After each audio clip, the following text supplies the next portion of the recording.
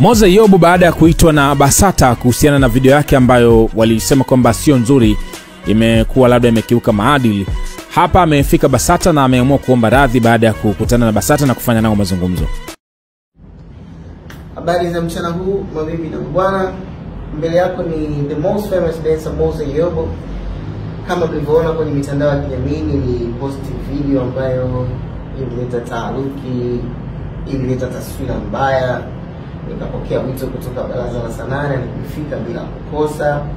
Nilikuja hapa kusikiliza wito, nimeshauriwa, nimeambiwa vipi tunaweza tukafanya hiyo sanaa ikafika vizuri bila kukosea maudhui. Kwa hiyo mimi nimekuja hapa, nimejifunza, nimeelewa, na nitakuwa mdau mzuri sana kwa watu wote ambao tunafanya sanaa. Si ya kucheza tu, sanaa yoyote hata ya uchoraji, kuna michoro mingine haivutii kwa kuangalia. Kwa hiyo nitakuwa mdau na mshauri mzuri kwa wengine ambao watakosea kama mimi. Nimekuja mbele yenu wa Tanzania mchana huu niombe radhi kupitia video yangu ile long shoot. Haikuwa nzuri, yani kwa kifupi haikuwa nzuri kabisa. Kwa kusema hayo machache, mimi nashukuru kwa kusema asanteni.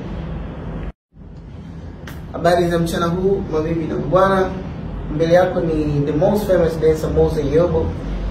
Kama mlivyoona kwenye mitandao ya kijamii, ni positive video ambayo ilileta taharuki, ilileta taswira mbaya. Nikapokea wito kutoka Baraza la Sanaa na nilifika bila kukosa. Nilikuja hapa kusikiliza wito, nimeshauriwa, nimeambiwa vipi tunaweza tukafanya hiyo sanaa ikafika vizuri bila kukosea maudhui.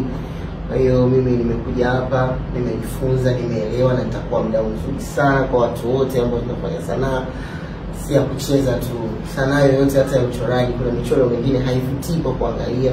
Kwa hiyo nitakuwa mdau na mshauri mzuri kwa wengine ambao watakosea kama mimi.